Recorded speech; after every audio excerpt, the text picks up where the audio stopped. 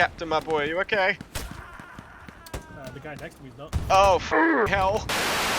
Do you like how I walk? Do you like how I talk? Do you like how my face disintegrates? I'm shitting myself, sir. Oh. Oh my god. Let's move away. Let's move away from...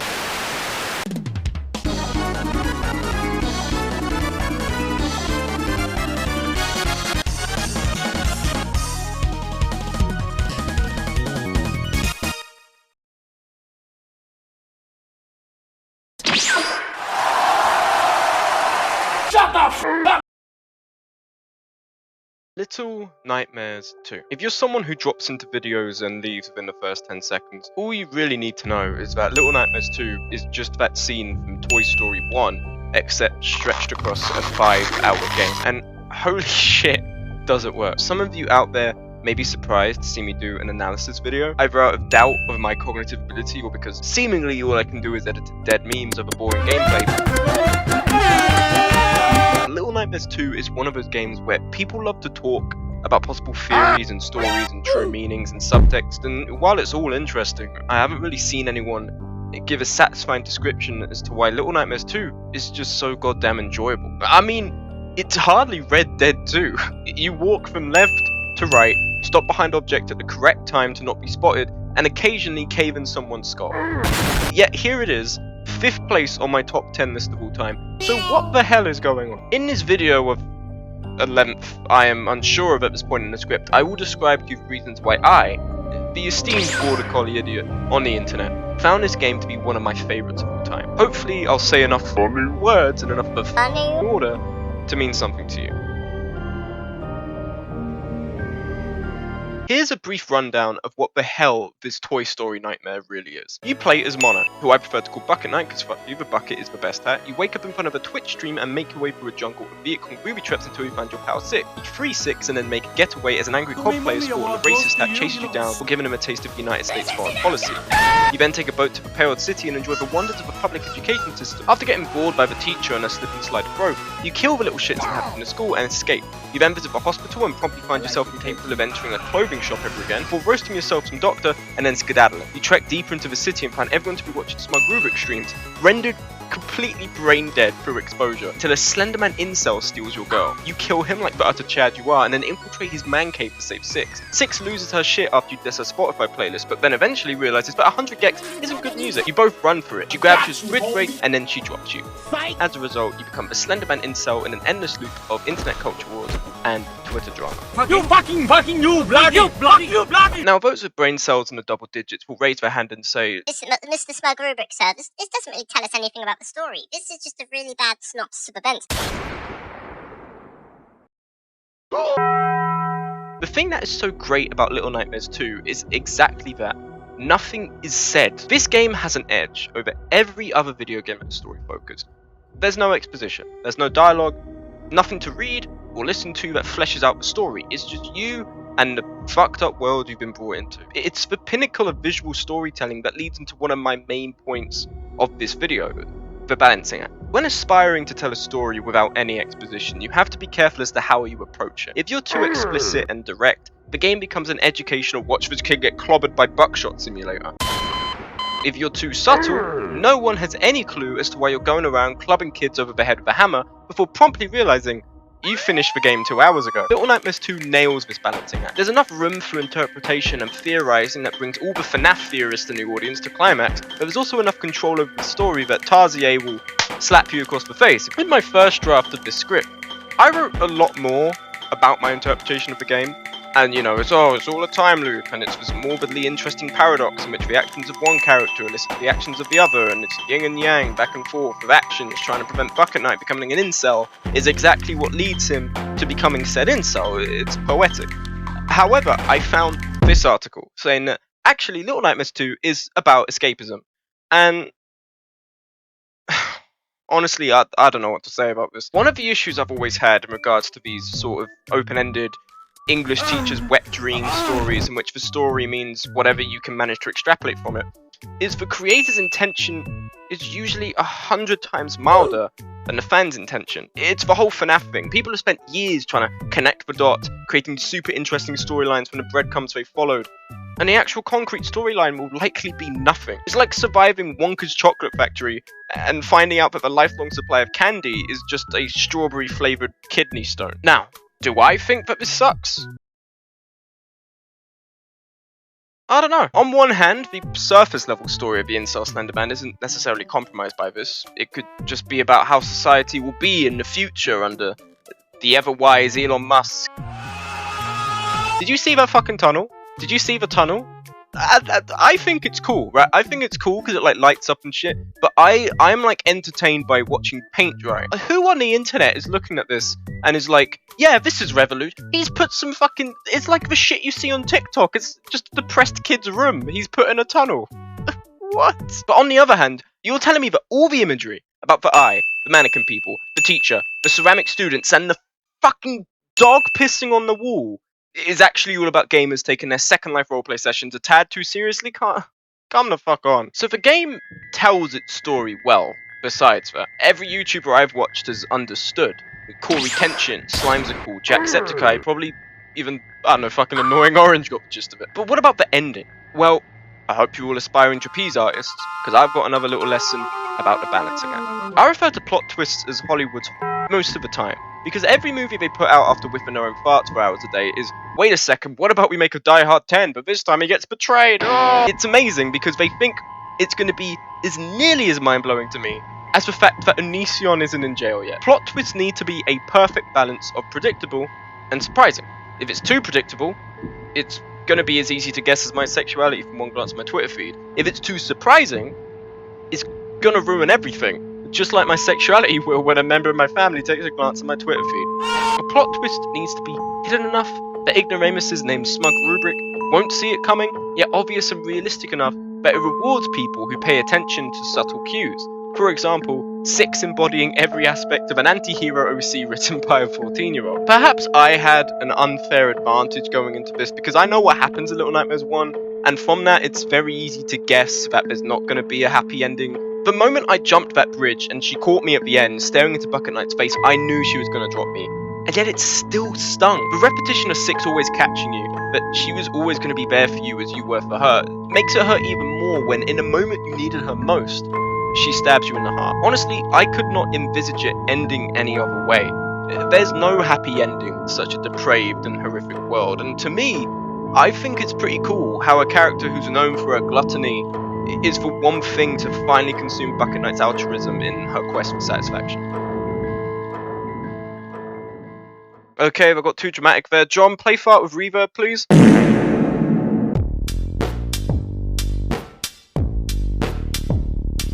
Listen to this track and tell me this shit ain't cool.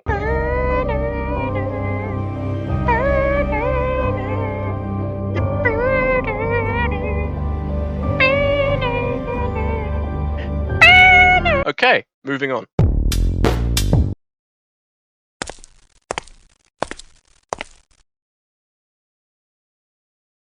Okay, so my manager told me I actually have to read this or he won't let me eat meat tonight. So let's just cut right to the chase. Little Nightmares 2 is so goddamn good because of its soundtrack. Every self-respecting gamer knows how important sound design is. Alien Isolation, Outlast, Resident Evil 7, My Sims Agents.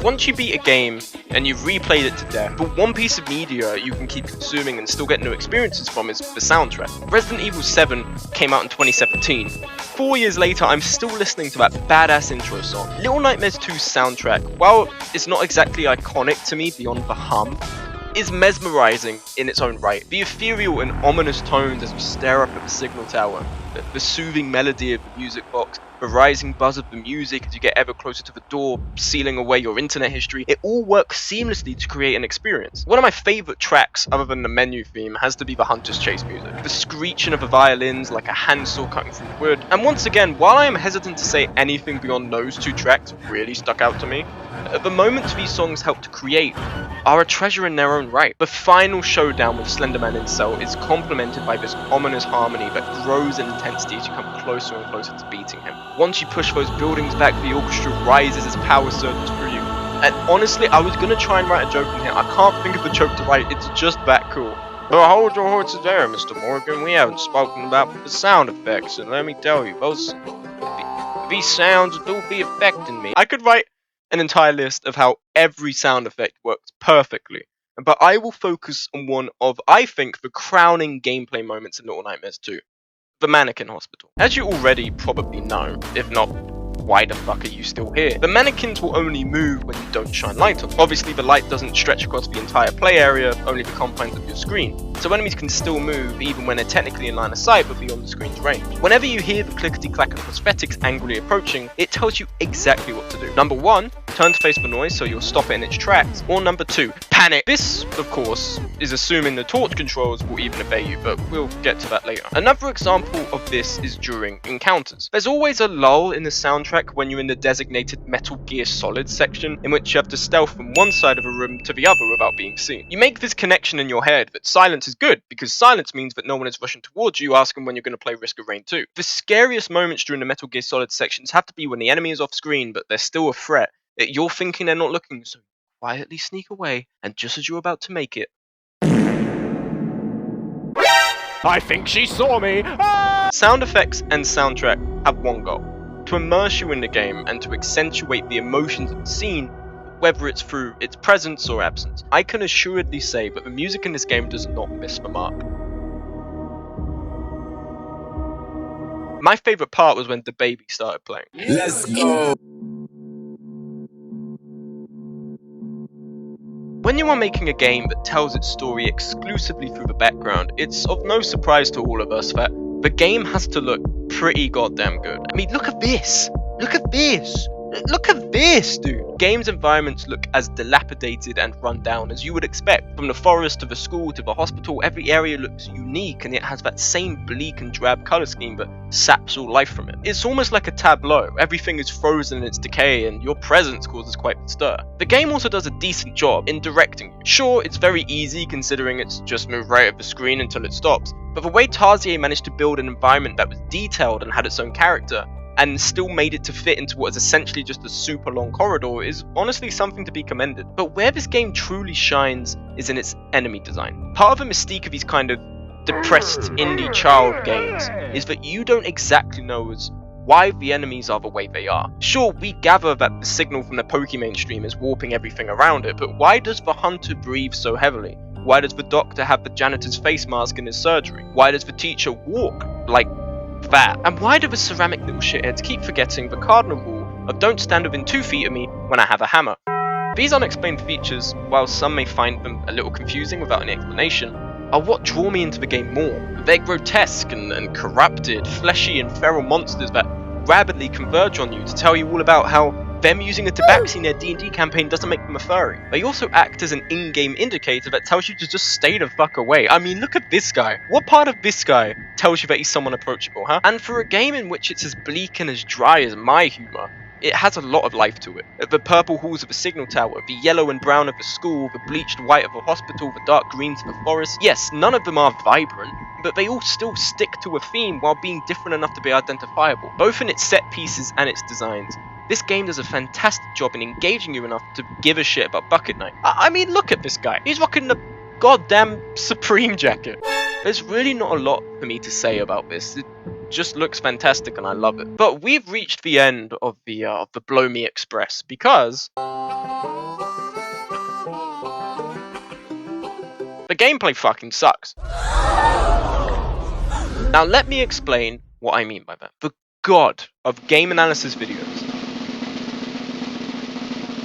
Nakey Jakey, described exactly what I'm going to say perfectly in his Last of Us 2 video. The Last of Us, unlike my other favorite games, the characters and storytelling actually are the main motivators for my goblin-ass brain. I mean, ultimately, I play video games to calm the building urge to destroy everything in my room and scream. It occupies the very little brain power I have and distracts it from the fact that Ben Shapiro is still alive. In games like Darkest Dungeon, XCOM, Rainbow Six Siege, they all serve that purpose. However, let's melt down each and every game to what it essentially is. Darkest Dungeon, turn-based masochism simulator in which you just keep losing and you call it fun. XCOM, turn-based camp in a corner and spam Overwatch simulator. Siege, point-and-click adventure game in which clicking on someone's head sends pretty crimson all across your screen. Now, the examples I've given don't really work. I grossly oversimplified each game, especially considering they have richer game mechanics over their stories. But let's apply this to Little Nightmares 2. Other than holding the trigger, holding the X button, hiding at the designated Metal Gear Solid section, all culminating in the essential game mechanic that is keep going to the right until something horrible happens. What else is there to the game? Oh, right, sorry. Janky torch controls, swing and miss combat controls, the glitch. By God, there are so many glitches in this game. But this is where I channel the Yogable gamer. Last of Us and Last of Us 2 is just repeatedly pressing the triangle key and opening drawers and occasionally shooting people. The rest of it is walking and running and walking and stopping and walking and walking. So what the fuck is so good about it? The goddamn story. If I have a motivation that genuinely moves me, a character that I am rooting for to survive, the monotony of the gameplay is immediately forgotten. The surprises that jump out from left and right in Little Nightmares 2, as well as the growing relationship between Bucket Knight and Six, keep things fresh. When you're genuinely invested in a story, the melted down game mechanics are hidden away. You're immersed. Little Nightmares 2 made me give a shit. And keep in mind, I gave a shit, considering that I pretty much knew how the game was going to end just by the fact that I knew how Little Nightmares 1 ended. The fact it managed to keep me immersed is quite goddamn good. And, for the last time I'll bring him up, as Nakey Jakey says, that growth between the two characters really resonates with the player as well, and you genuinely care about them, which is a really fucking hard thing to pull off in video games. I enjoyed every second of Little Nightmares 2. First chapter, the whole splendor and surprise of being thrown into this bizarre world captivates you, as well as gives you an opportunity to understand simple mechanics of the game. In the second chapter, you're introduced to the combat mechanics, and I can already see people in the back row fidgeting. Don't worry, I will speak about these. In the third chapter, which by far, in my opinion, is the scariest part of the game, you're given the torch. In the fourth chapter, you're given the TV remote. The TV remote. I can finally turn off Smug Rubik Stream. And finally, in the fifth chapter, you get cucked beyond any salvation. Like I said, this game is one of my all-time favorites. However, I can still claim that this is one of my all-time favorites and still recognize its shortcomings. Oh boy! There are a couple. The serotonin release I get from ending the careers of the ceramic students with the hammer is an indescribable euphoria. Not to mention that I personally like it. It makes you feel feral, accentuates the whole David versus Goliath aspect of fending for yourself against all the odds. Also, I just think Bucket Knight looks badass sprinting along with the hammer or the pipe. He's so goddamn anime. But also they really fucking suck. The extent of which they suck is made evident in the corridor leading to where Six is being held. You fall out a vent and there's a hammer there, and it's clearly meant to be the BFG division moment of the game where you're this badass John Wick minifigure just taking everyone out left and right, and it's all like, whoa, we fucking suplexed that guy, and whoa, we killed that guy, whoa, he's so cool, oh my god, please, I have a family. But what actually happens is this.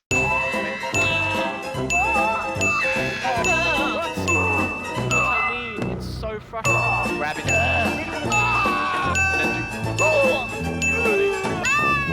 Oh, can you fuck off with that?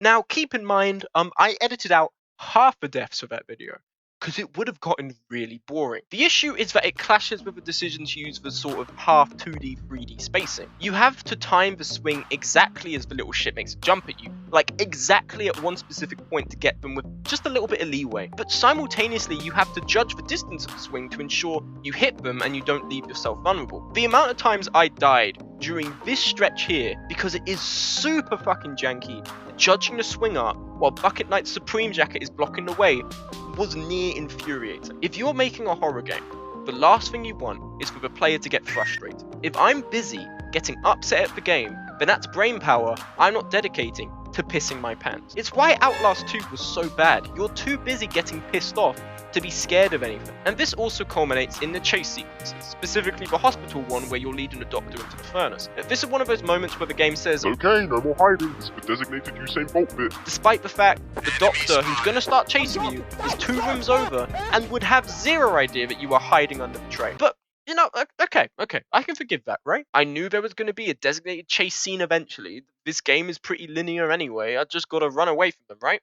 Well, interesting to bring that up. Not only does 6 fucking shove you out the way at the start of the chase, leaving you to get trapped on a door, the chase requires you pull these super slick slide moves. However, the game will sometimes be busy spinning in its office chair, so instead of sliding, you will spontaneously do your squat while the doctor's perverted breathing rapidly gets closer. This slows you down, but that's not the problem. If you are a second behind, you are crushed by the shells the doctor knocks over. And this will happen again and again and again. The checkpoint system mitigates this very well. If the checkpoints were any less lenient, then this shit would be ridiculous. But sometimes it's too lenient, like to its own detriment. Apparently, if you run into the classroom with slip and slide in there, and I mean on the first try, just run in there like a streaker running across the pitch, you can die in there, and then you will respawn in the next room. I don't know if this happens anywhere else, but I watched a speedrun in which they abused this to get into the next room without issue. So the checkpoint system legit makes you skip part of an encounter because you've gotten halfway across the room. It reveals how primitive it is. It doesn't save based on the achievement of an objective. It saves based on where you literally are. Why? Speaking of skipping parts of the game, I almost skipped another part of the game. During the incinerator puzzle, you get the battery and you go back into the atrium. Usually what you have to do is put the battery into the jail door on the left and then access the scariest part of the game. And I mean it. I've said it like 5 times. That chapter is genuinely terrifying and I love it. That's why I'm playing the game. Now what actually happened to me is the second battery, in which you need to go to the left to get in the first place, spawned in front of the elevator. And if I had not wisely said, I want to explore first, I would have skipped one of the scariest moments in the game. Like a horror game. Like a game that's meant to scare me. I would have skipped the point of the game. That is a damning glitch. And I didn't fucking do anything to circumvent the normal progression. I literally played, was I not meant to play the game? I played the game. But seeing as we're on chapter 3, fuck the torch controls. Instead of ranting and rambling for 30 minutes, let me show you exactly what I mean with this low bitrate clip back from when I streamed this on Xbox. Look at what I mean. I'm going to push the right stick to the right. But he aims left? Like, I don't get it. It's not based on which direction he's looking. It's based just on, like, my perspective. So if I push it left... But I don't get it. Alright, so if I push it left, he actually looks to the left, right? Look at that. So I push it to the left, he looks left. That's correct. And that's taken from his perspective. So surely if I push it to the right, he should look right. but he looks over here. There is an argument to be made that shitty controls make the gameplay scarier. I'm exerting less control over the situation, meaning I'm more likely to panic. However, if I don't have control over something that, ironically enough, I need to control the character in order to progress the story, this runs the risk of me getting upset again, and we all know what happens when I get upset. Oh, well, you know, smug, but, you know, it's bad, but, like, there's nothing else. I was not done. You can fucking skip the hunter's chase sequence by literally not moving from the pile when a chase starts. I got stuck in a shopping cart. I survived the buckshot shell from a hunter because I was standing behind a tin can.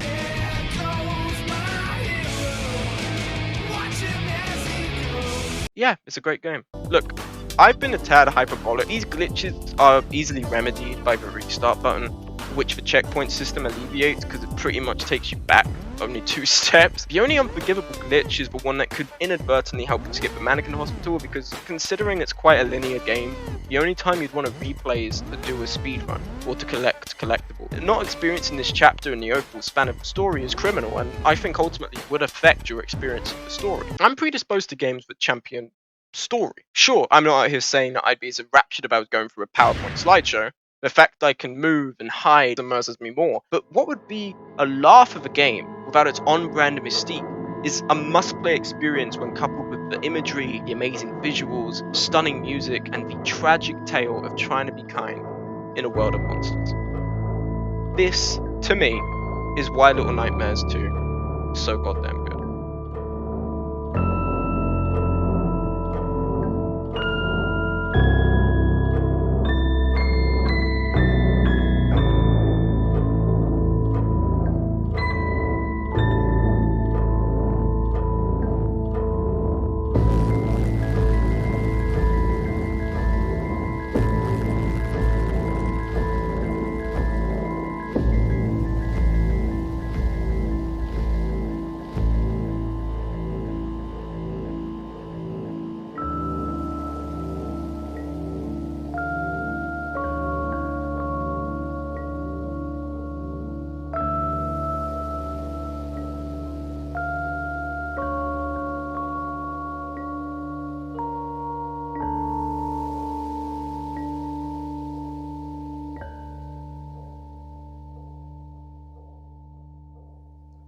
Hi. Hello everyone. Hi, it's Smug here. This is a different recording session to the script recording. This literally I've actually just finished editing the main body of the video, so that's all done. So now I can just speak to you like this. I'll try and keep it as brief as possible. But at the same time I'll have the credits rolling here. This isn't Patreon, people. My stuff that I make isn't good enough for Patreon. Hopefully one day, but not right now. I'm a struggling student. So yeah, these are all people who have supported me on Twitch, people who subscribed and followed me. So yeah, but thank you to everyone who's gonna show up on this list here. Firstly, you guys have probably watched this channel sort of go through it's almost like a teenage phase. It's gone from uploading VODs to making sort of cheesy highlight joke gaming funny moments shit. I don't want to do that anymore. I just feel like it's sort of a little bit creatively stagnant. Not necessarily because it's not fun. There's plenty of people who do it, but I think it's the fact that there's plenty of people who do it that make it such a difficult thing to engage with. Like I am a needle in a haystack. But something like this, while I think it's a little less populated because of just how much effort it puts in. I mean, I've spent at least 2 to 3 weeks on this video, whereas I could spend a weekend on the kind of videos I used to make. I also just, as much as it is it's sort of less populated, I just also love it so much more. I watch people like Shammy, Nakey Jakey, Donkey when he does those kind of videos, and even H Bomber Guy with his sort of dude narrative dissonance and stuff. They're all these really funny and cool people that I don't necessarily want to emulate. That's the wrong word, but the style and the things they do, and I think just the sort of content they put out is something that I like a lot. As you've probably heard through my streams, I like talking a lot, so it works for me. I can write a script out and I can put it out there. Actually, hold on. Let me consult my list of things that I wanted to bring up. There was that one, and then I just wanted to maybe talk about there might be some audio issues during the video. For instance, sometimes I think maybe I speak a little bit too loud, so the audio distorts. And I think in this, just at the end, when I bring up the sorry, this is completely off the cuff. I'm stumbling over myself. When I bring up torch controls and I show the clip, from that point on, I sound a little bit tired. That was a different recording session for the script. So apologies if sometimes either it's a little bit difficult to hear me or you had to turn your volume down. But I will sort this out in future videos. Another thing I wanted to bring up is I have a book coming out in May. I'll put a link to the book account down below. You know, if it's a fantasy series and if it sounds like something you would like to read, the first of 7, that's right, the 7 books will be coming out in May. So yeah, please, if that's something that interests you, give it a read. And I've never met anyone who shares videos of other people, goes around going, oh, you should watch this, I'm sure they exist, but I've never met anyone. But if you are one of those people and you really like this video and you want to see the direction the channel goes, please do share it with friends, and please do subscribe, because I like the number to go up, but also I'm trying to build a following, and I feel like with something like this, it could really get some legs and go somewhere. Yeah. So if you like this sort of content and you'd like to see more of it, please do subscribe. Comment down below whatever you'd like. Just say hi. I'd say hi back because I like interacting with people. So yeah, I want to thank you guys so much for sticking through this almost half an hour video. And yeah, thank you so much. Stay well, stay safe, and I'll see you in a month's time. Grazie tutto. Ciao.